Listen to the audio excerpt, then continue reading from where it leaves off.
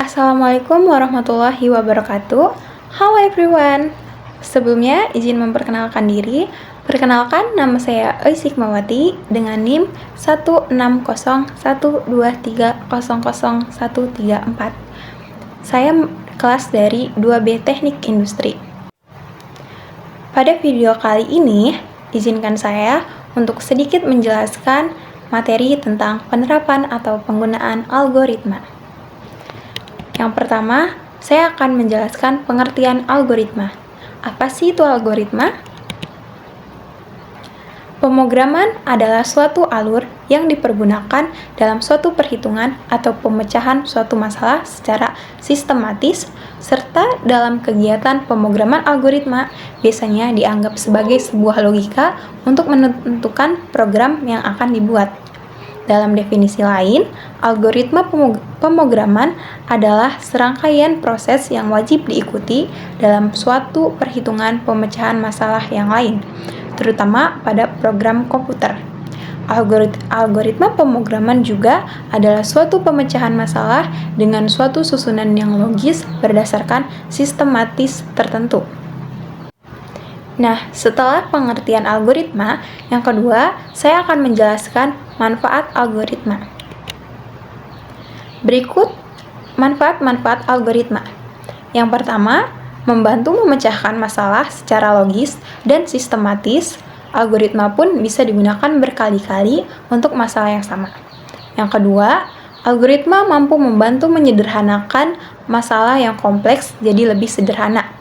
Yang ketiga, algoritma membantu para programmer untuk mendeteksi kesalahan yang ada dalam pekerjaannya. Yang keempat, algoritma membuat programmer mudah melakukan modifikasi pada program tanpa mengubah keseluruhan program sehingga tidak perlu melakukan pekerjaan awal. Yang kelima, programmer bisa melakukan perubahan pada sistem waktu, dan kemudian program pun bisa diupdate agar bisa memperbaiki masalah yang ada.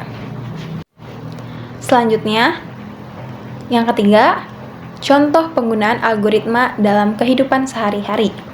Di sini saya akan menyebutkan 5 contoh algoritma dalam kehidupan sehari-hari. Contoh algoritma yang pertama yaitu algoritma menonton film bioskop. Yang pertama, pergi ke loket. Yang kedua, pilih film yang sedang tayang. Yang ketiga, bayar tiket. Yang keempat, mendapatkan tiket. Yang kelima, tunggu hingga tepat jam film. Yang keenam, masuk ke ruangan bioskop sesuai dengan nomor ruang yang tertera pada tiket. Yang ketujuh, cari dan duduk pada kursi sesuai tiket. Yang kedelapan, nonton film yang ditayangkan. Contoh yang kedua dalam kehidupan sehari-hari yaitu algoritma mengirim email. Yang pertama, login ke situs layanan email. Yang kedua, pilih tulis atau pesan baru. Yang ketiga, masukkan email tujuan, subjek, dan isi email. Yang keempat, klik tombol kirim. Yang kelima, selesai. Contoh algoritma yang ketiga dalam kehidupan sehari-hari yaitu algoritma memasak telur orak-arik. Yang pertama, siapkan telur yang akan dimasak. Yang kedua, pecahkan telurnya ke dalam wadah. Yang ketiga, kocok telur dan tambahkan bumbu sesuai selera. Yang keempat, panaskan penggorengan. Yang kelima, masukkan kocokan telur ke dalam penggorengan yang sudah panas. Yang keenam, aduk telur sampai menjadi orak-arik.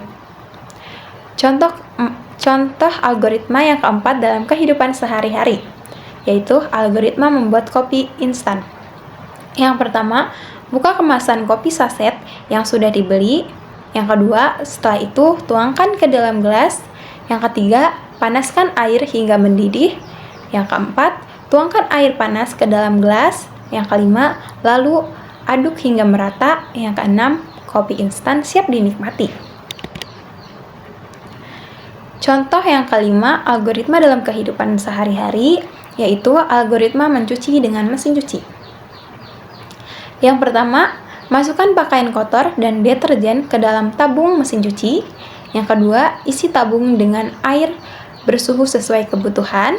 Untuk menentukan volume air yang sesuai, mengaculah pada buku manual mesin cuci. Yang ketiga, jalankan siklus pencucian. Semakin banyak muatan mesin cuci, semakin panjang pula waktu yang diperlukan untuk mencucinya.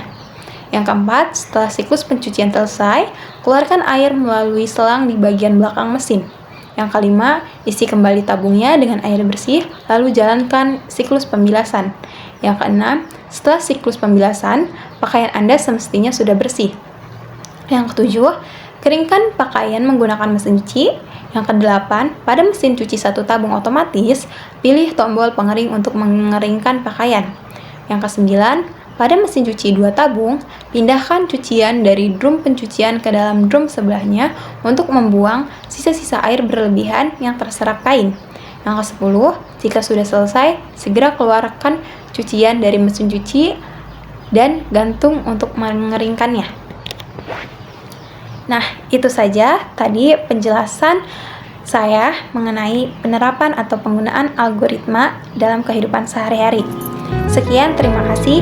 Wassalamualaikum warahmatullahi wabarakatuh.